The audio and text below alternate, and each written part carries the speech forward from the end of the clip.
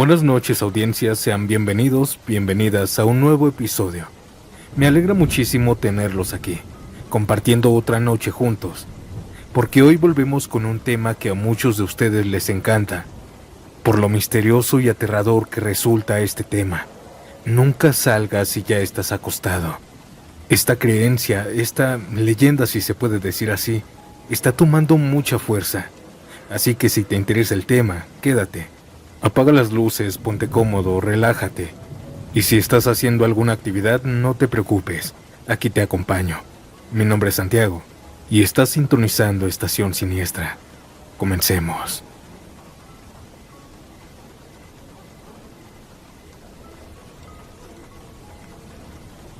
A veces no se trata de supersticiones. A veces son advertencias que pueden salvarte la vida. Mi nombre es Mariana. Tengo 40 años y soy de Manzanillo. No sé si lo que voy a contarles sea una casualidad o algo más, pero desde esa noche entendí por qué mi papá siempre me decía, si ya estás dormida, ya no salgas, porque la noche no siempre te recibe igual. Esto me pasó hace un año más o menos en el mes de julio. Yo en ese tiempo trabajaba en una tienda de conveniencia cerca del centro y salía todos los días a las 9 de la noche. Era viernes y recuerdo bien porque los viernes eran mis días favoritos. Descansaba sábados y domingos, así que podía dormir hasta tarde sin preocupaciones. También llevaba poco tiempo separada de mi pareja, así que mi rutina era simple: trabajo, casa, baño y a dormir. Ya no salía ni con amigas ni a fiestas, nada de eso. Solo quería descansar y dejar que el tiempo me acomodara otra vez la cabeza. Aquella noche me dormí rápido. Serían las 11 cuando ya estaba bien dormida, pero como a las 2 de la mañana sonó mi celular. Al principio no contesté, solo lo vi en la mesita y lo dejé sonar. Vi el nombre de mi mejor amiga, la que siempre ha sido bien alegre, la típica amiga parrandera que siempre anda animando a todas. Varias veces me marcó, así que pensé que tal vez era una emergencia, por eso al final contesté. ¿Qué pasó, Leti? ¿Todo bien?, le dije medio dormida. Ella riéndose me dijo, Mariana, despiértate, nos vamos al mar. Aquí están unas amigas y mi esposo va a manejar. Vente con nosotras. Vamos a seguir tomando allá, no seas aguafiestas. Yo me quedé callada unos segundos. No me caía nada mal la idea. La verdad tenía ganas de distraerme, de sentir el aire del mar en la madrugada, de reírme un poco. Por un momento me imaginé en la camioneta con ellas, con música, risas, las ventanas abiertas, viendo el amanecer en la playa. Pero justo cuando estaba por decir que sí, se me vino a la cabeza la voz de mi papá. Esa frase que siempre me decía cuando vivía conmigo. Ya no salgas y ya estás durmiendo, hija. A veces la noche no quiere compañía. Me quedé pensando en eso y sentí un escalofrío leve, como una advertencia. Así que con algo de pena le mentí a mi amiga y le dije, no puedo, Leti, mañana trabajo temprano. Una mentirita piadosa. Ella insistió un poco, me dijo que no fuera aburrida, pero al final colgó riéndose. Yo me quedé un rato mirando al techo, pensando si había hecho bien el decir que no. Pasaron 5 minutos y otra vez sonó el celular. Era otra de las amigas, una que yo apenas conocía. Contesté y me dijo, ándale, Mari, vente, si ya estás despierta, no seas amargada. Va el esposo de Leti manejando, él no está tomando. Vamos a ir todas juntas, va a estar bonito, nos regresamos al atardecer. Yo estuve a punto de aceptar, pero otra vez sentí ese presentimiento raro. Así que le dije lo mismo. No, de verdad estoy cansada y mañana tengo que ir a trabajar. Mejor otro día salimos. Y colgué. Apagué el celular, lo puse boca abajo y volví a dormirme. Al día siguiente, sábado por la mañana, me desperté como a las 9, descansada. Encendí el celular y vi varias llamadas perdidas. Todas minutos después de colgar. Era Leti. Intenté marcarle, pero ya no contestó. Pensé que se le había acabado la pila o que andaba cruda o que se le había perdido el teléfono. no le di tanta importancia. Pasaron los días, el domingo, el lunes, y nada. No contestaba ni los mensajes ni las llamadas. Yo empezaba a preocuparme, pero también pensaba que quizás se había enojado conmigo por no ir. El miércoles, ya estando en el trabajo, me entró una llamada de un número desconocido. Contesté sin pensarlo. Era la mamá de Leti. Se le notaba la voz temblorosa y me dijo: «Eres Mariana, ¿verdad?» «Sí, señora, dígame». «Soy la mamá de Leti. Solo quería saber si ya te enteraste». Le dije que no, y entonces ella empezó a llorar, tanto que apenas podía hablar. Entre sollozos me contó que su hija, junto con las amigas y el esposo, sí habían salido esa madrugada rumbo al mar, que iban tomando desde antes de salir, y que el esposo, aunque decía que no tomaba, al final sí había tomado con ellas. En el trayecto, en una curva de la autopista hacia el mar, el hombre perdió el control. La camioneta se salió del camino y cayó por un voladero. Los encontraron hasta el fondo el martes por la tarde. Estaban hasta abajo, sin vida. Todos murieron. Las 5 muchachas y el esposo. Ninguno sobrevivió. Yo me quedé helada. Sentí que la sangre se me bajaba. Tuve que recargarme en la pared para no caer. No podía creerlo.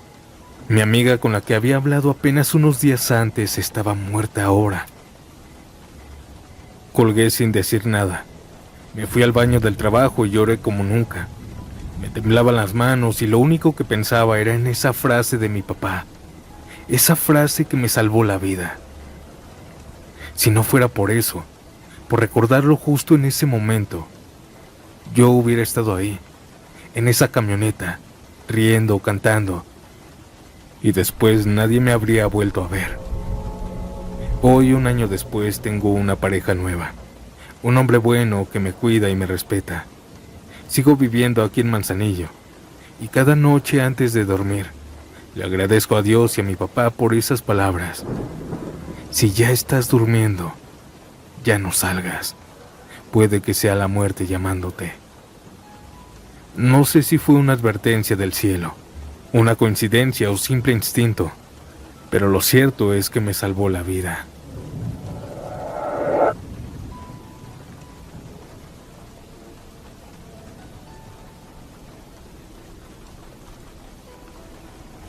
No soy de contar estas cosas, pero cada vez que recuerdo lo que pasó esa noche se me pone la piel de gallina.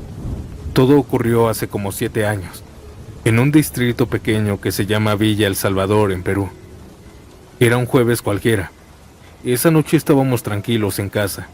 Mis padres ya dormían y yo estaba en la sala jugando videojuegos con el volumen bajito para no despertarlos. Era como la 1 de la mañana. El silencio era tan pesado que hasta podía escuchar los perros ladrando a lo lejos y el ruido de los carros pasando de vez en cuando. Mi hermano Cristian había llegado temprano del trabajo, tipo 10 de la noche. Cenó, se bañó y se acostó enseguida porque decía que estaba muerto del cansancio. Yo pensé que ya estaba bien dormido, hasta que escuché pasos arrastrando chanclas en el pasillo. Volteé y ahí estaba él, medio despeinado, con los ojos entrecerrados y el celular en la mano. Le pregunté medio riéndome: «¿A dónde vas, loco?». Y él me dijo que iba a la tienda, que quería comprar un cigarro. La tiendita estaba aquí nomás, a 5 casas de distancia, en la esquina. Era conocida por cerrar a medianoche o 1:30 máximo, ya que tenía buen flujo de clientes borrachos. Pero igual le dije: «Oye, ¿no te habías acostado ya? Ya no salgas, en serio, ya es tarde. Si quieres yo voy». Cristian se me quedó viendo con esa sonrisa burlona que siempre tenía. «No seas ridículo. ¿Qué creencia es esa? Solo voy por un cigarro y me regreso. Ya, no seas ridículo». Yo insistí. Le dije que no fuera, que ya estaba dormido y que no tenía que salir. Pero él solo se rió otra vez. Se puso una chamarra ligera y salió diciendo: «Regreso en 5 minutos». Se fue caminando tranquilo, sin saber que esa sería la peor decisión de la noche. Pasaron 5 minutos, luego 10 y después 15, y nada. Yo ya tenía un mal presentimiento. Me quedé mirando la puerta, escuchando cada ruido de la calle, pero no oía nada. Apagué el videojuego, me puse las sandalias y justo cuando estaba a punto de salir a buscarlo, alguien comenzó a golpear la puerta con desesperación. No era un toque normal, eran golpes secos, fuertes, acompañados de gritos. Y lo peor, era la voz de mi hermano. «Ábreme, ábreme por favor, ábreme». Todos en la casa se despertaron del susto. Mi mamá salió corriendo de su cuarto, mi papá encendió las luces. Yo fui el primero en llegar a la puerta y cuando abrí, ahí estaba Cristian, pálido, temblando y el aliento entrecortado. Tenía las manos frías y los ojos llenos de lágrimas. Apenas entró, se recargó en la pared y me dijo, entre rabia y miedo: «Tenías razón, no tenía que haber salido, no tenía que haber salido, carajo». Mi mamá lo abrazó. Mi papá le preguntó que qué había pasado, pero él no podía hablar bien. Estaba como en shock. Le dimos agua, lo sentamos en el sillón y después de unos minutos empezó a contarnos. Dijo que había llegado a la tienda como siempre. Esa noche estaba por cerrar el señor, pues ya no había nadie. El señor que atendía lo saludó. Le dio el cigarro y cuando le estaban dando el cambio, entraron 2 tipos con caras tapadas y armas en la mano. Uno gritó que nadie se moviera y que no voltearan.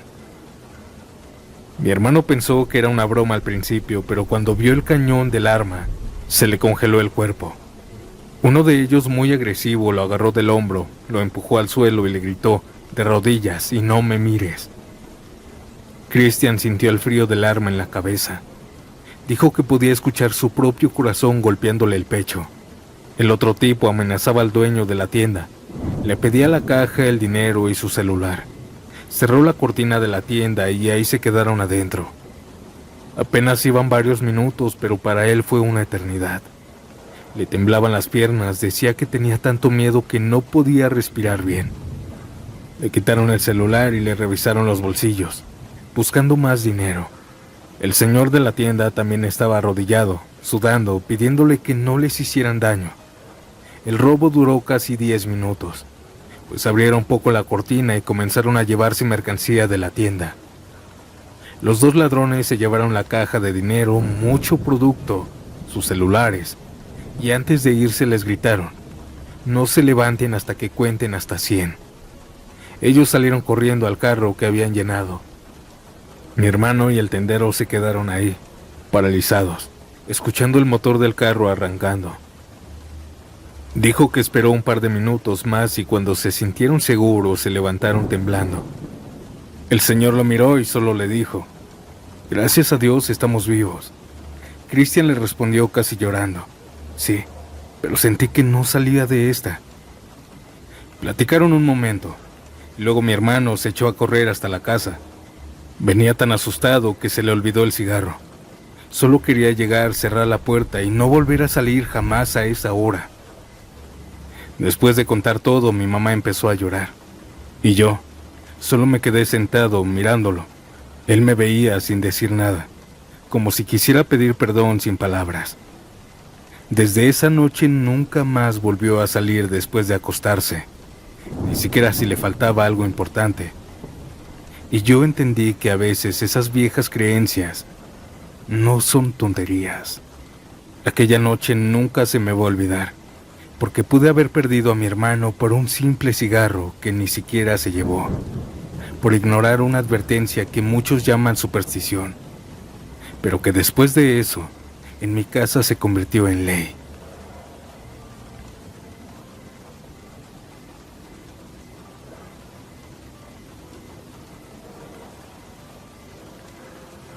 No siempre salir después de estar acostado lleva a tragedias.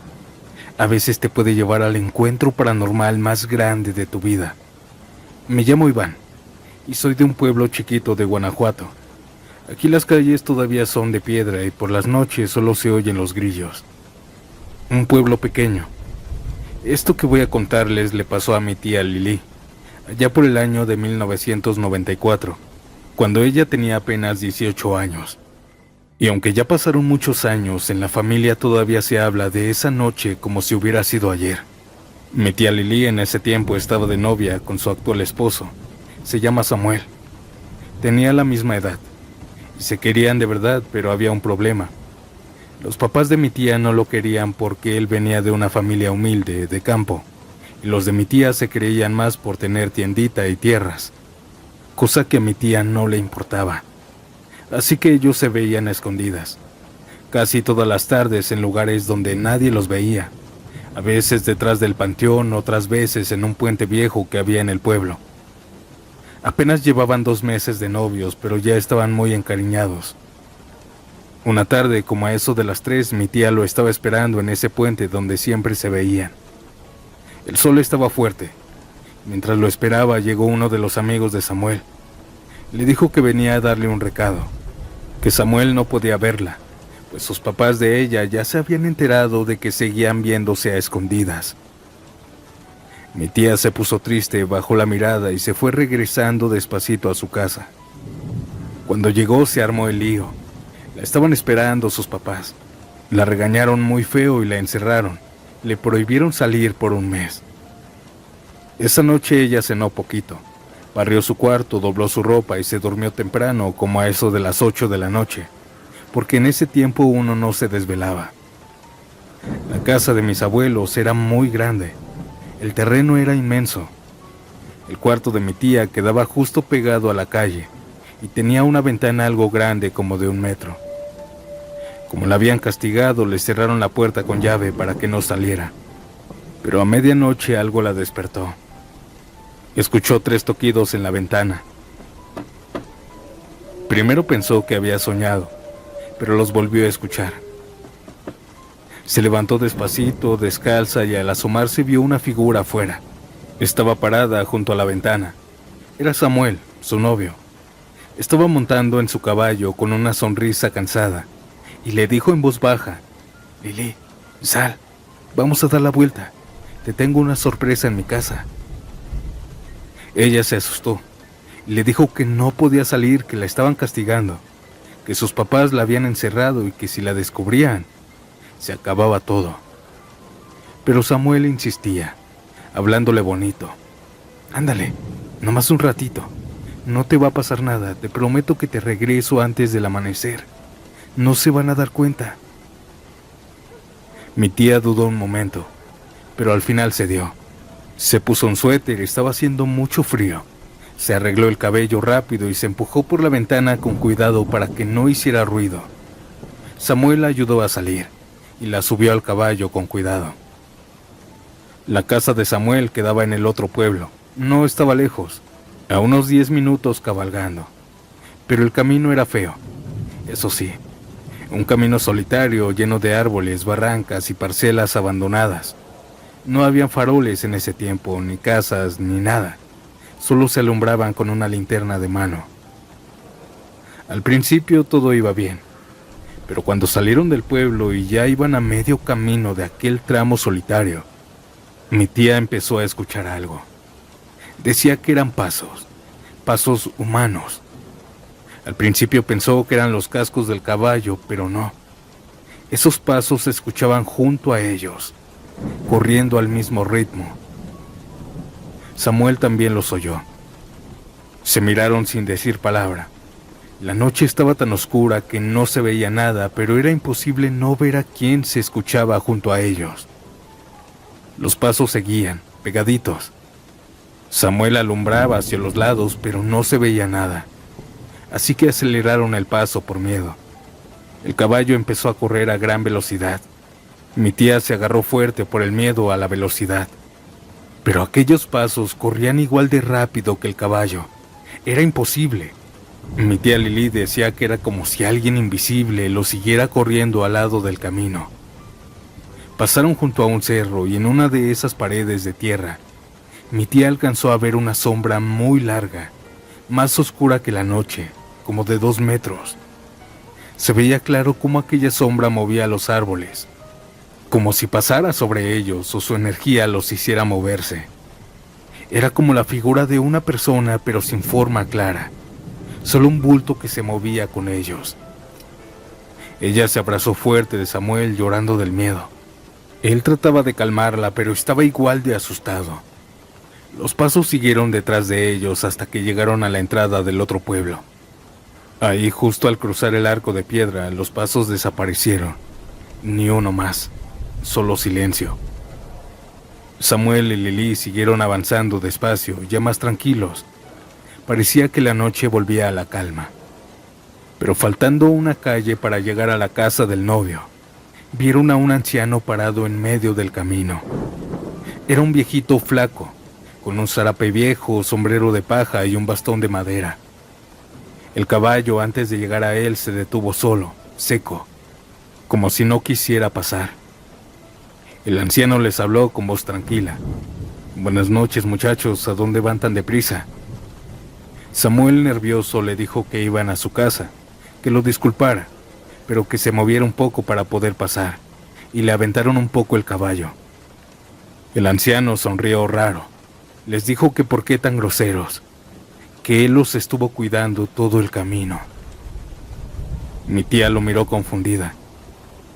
«¿Cómo que cuidándonos?», le preguntó. El anciano levantó la cabeza y con una sonrisa extraña respondió: «¿A poco no me escucharon correr a su lado?». Cuando dijo eso, mi tía sintió un escalofrío de los pies hasta la cabeza. Samuel se quedó sin palabras. El viejito se hizo a un lado y mientras ellos pasaban, se empezó a reír bajito. Una risa que mi tía decía que no era normal. Ya cuando estaban a unos metros, el anciano gritó con una voz ronca. Para la otra los dijo que se los lleve el diablo. Esa noche mi tía no regresó a su casa. Se quedó con su novio hasta el amanecer. Y al día siguiente aceptó el castigo sin decir una sola palabra. Nunca más volvió a escaparse. Pero lo más raro es que según cuentan los vecinos y Samuel, mi tío Samuel, que ese anciano nunca más volvió a aparecerse por el pueblo. Nadie sabía quién era. Mi tía siempre dice que no sabe si fue un espíritu o un ánima o algo más, pero que desde esa noche cree en la creencia de no salir después de estar acostado, porque tal vez uno no siempre encuentra la muerte, pero sí algo que no pertenece a este mundo.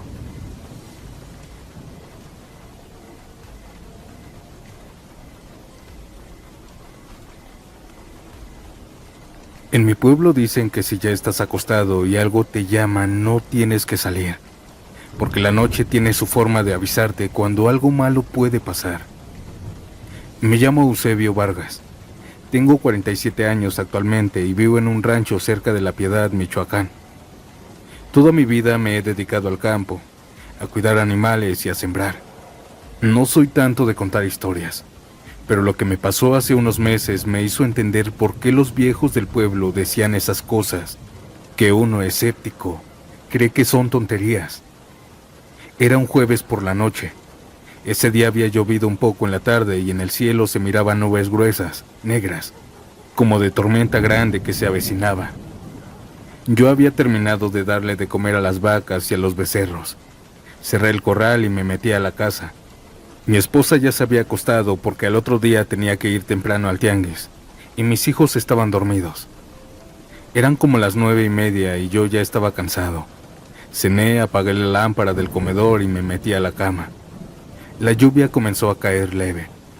Se escuchaban las gotas en las láminas del techo, ese sonido que a uno lo arrulla. La tormenta comenzó cada vez más fuerte por la madrugada, y varias veces me despertó. En una de esas despertadas empecé a escuchar que una vaca mugía raro, como si algo le estuviera asustando. Abrí los ojos y me quedé escuchando.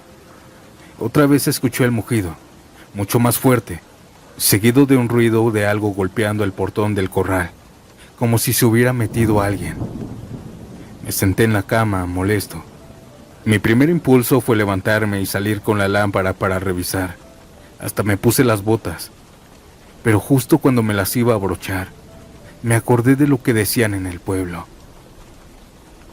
Me quedé con eso en la cabeza, con el pie medio afuera de la cama. La vaca seguía mugiendo y la lluvia empezó a caer mucho más fuerte. Por dentro peleaba conmigo mismo entre salir o no salir, pero al final decidí no hacerlo. Me quité las botas, me recosté otra vez y cerré los ojos. Aunque el ruido seguía, dije para mí: mañana veo qué fue, ahorita no salgo. Pasaron unos segundos y empezó el viento mucho más fuerte. Se escuchaban las ramas moviéndose y de repente se oyó un trueno tan fuerte que nos hizo brincar en la cama a todos. Fue un estruendo en seco, como si hubiera caído muy cerca. La luz se fue al instante. Todo quedó en silencio, oscuro. Solo se escuchaba la lluvia cayendo con fuerza. Mi esposa, asustada, me preguntó que qué era eso. Yo le dije que un rayo, pero que se había sentido y se había escuchado cerquita. Nos quedamos un rato en silencio. Yo tenía la lámpara de mano junto a la cama, así que la agarré, la encendí y le dije: voy a asomarme tantito, nomás desde la puerta. Ella no quiso que saliera, pero igual me levanté. Abrí la puerta despacio y el olor a tierra mojada me pegó de lleno junto con la brisa. El cielo todavía estaba relampagueando, y en el corral, allá donde estaban las vacas, salía humo. Levanté la lámpara y la luz alcanzó a alumbrar una parte del terreno. Había un agujero en la tierra, y la madera del cerco estaba negra, chamuscada. Una de las estacas todavía soltaba flamas pequeñas. El rayo había caído justo ahí, en el corral. Me quedé helado. Esa era exactamente la parte donde yo hubiera estado parado si hubiera salido cuando escuché el ruido. Si no me hubiera acordado de las palabras que decían en el pueblo, ahí me habría quedado. No dije nada, solo apagué la lámpara y cerré la puerta. Me volví a acostar, todavía temblando del susto, de lo que hubiera podido pasar. Mi esposa me preguntó que qué había visto y solo le dije que nada, que solo había caído un rayo pero muy cerca. Me quedé mirando el techo en silencio, pensando en todo lo que pudo pasar, en cómo a veces uno no entiende esas creencias viejas hasta que la vida te da una lección directa. Al día siguiente, cuando amaneció, fui a revisar bien. Había una marca negra en el suelo, como si el rayo hubiera rajado la tierra, y uno de los postes estaba partido por la mitad. La vaca que había mugido estaba viva, de milagro, pero muy nerviosa, como si supiera que la muerte pasó rozándola. Desde esa noche nunca volví a salir después de acostarme. Si algo pasa afuera, espero hasta el amanecer.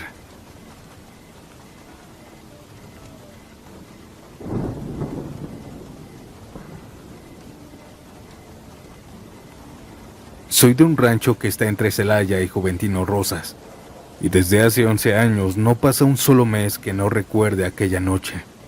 No porque yo hubiera estado ahí, sino porque pude estarlo. Y si no hubiera hecho caso a lo que me decía mi abuelo, probablemente hoy también estaría desaparecido, como ellos. Todo pasó en abril del 2013. Era viernes y yo había trabajado todo el día ayudando en una bodega de granos. Regresé a casa cansado y me acosté temprano. Eran como las 10:30 de la noche cuando me quedé completamente dormido.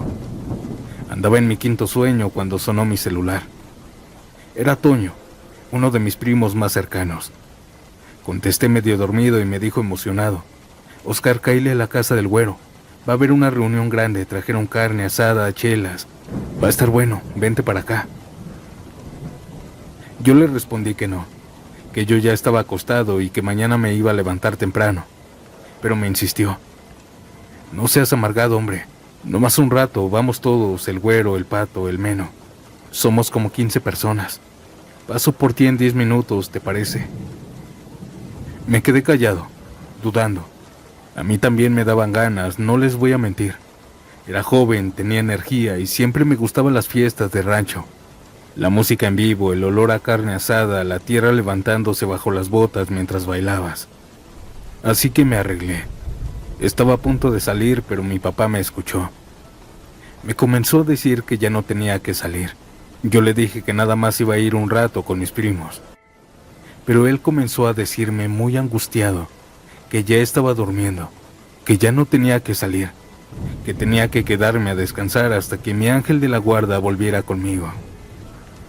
Solo me reí, pero decidí hacerle caso, pues mi papá muy pocas veces se comportaba de esa manera.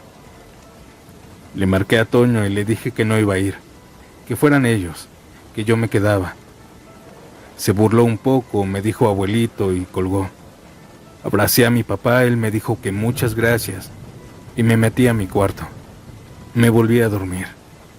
A la mañana siguiente todo estaba tranquilo. Así pasaron los días. Una mañana fui al campo a ayudarle a mi papá y cuando regresé al mediodía había varias patrullas pasando por la calle del Güero. No me imaginé nada raro. Pensé que era algún pleito. Pero en la tarde me llegó la noticia, no de mi familia. Ellos todavía no querían hablar del tema. Una señora vecina con la cara pálida me dijo: ¿supiste lo de la casa del Güero? Le pregunté que qué había pasado y solo me contestó: desaparecieron todos. Se me hizo raro, así que comencé a preguntar, pero no sabía tanto. Fui corriendo a la casa del Güero donde había sido la fiesta. Ahí estaba la policía, investigando. Lo poco que vi fue el portón que estaba abierto, el asador apagado, la mesa vacía. Habían vasos tirados, pero no había nadie. Su negocio estaba cerrado desde hace días. Los vecinos dijeron que la música se escuchó hasta la madrugada y que después hubo un silencio total. Pero un señor comentó algo. Dijo que vio cómo todos se fueron caminando hacia el monte, como si fueran a seguir la fiesta allá, pero nunca regresaron. Las autoridades buscaron durante semanas, helicópteros, perros, gente del pueblo, pero nada, ni rastro, ni ropa, ni huellas. Era como si el monte se los hubiera tragado. Yo no podía dejar de pensar que pude haber estado con ellos. Así pasaron los años sin saber de mis primos, de sus amigos, de todos ellos. Con los años empezaron los rumores, que el Güero había hecho una promesa con alguien, que en esa fiesta habían aparecido hombres vestidos de negro, que ellos se los llevaron a todos. Pero la versión más común, la que más miedo da, es que algo los llamó, que esa noche la fiesta no era para ellos, que esa noche la fiesta eran ellos, y que por eso nunca volvieron. Han pasado más de 11 años. Sus familias todavía los recuerdan, y cada tanto algún campesino dice haber escuchado gritos lejanos en el monte, como si allá en medio de la nada la fiesta siguiera. Mis tías han ido a investigar, pero no encuentran nada, así que no puedo decir si es cierto o es verdad que suceden esas cosas. Yo no me acerco, y a pesar de todas esas extrañas cosas paranormales, entiendo que esa noche algo me protegió. Tal vez las creencias, tal vez fue el miedo, no sé. Solo que si me hubiera levantado, yo también hubiera caminado hacia ese monte. Esta fue la historia de mis primos, audiencia. Tómenlo como gusten. Algo paranormal, algo extraño. Quizá alguien se los llevó o solo se perdieron, o alguien los desapareció. ¿Quién sabe? En el monte se ocultan muchas cosas extrañas. Buenas noches a todos.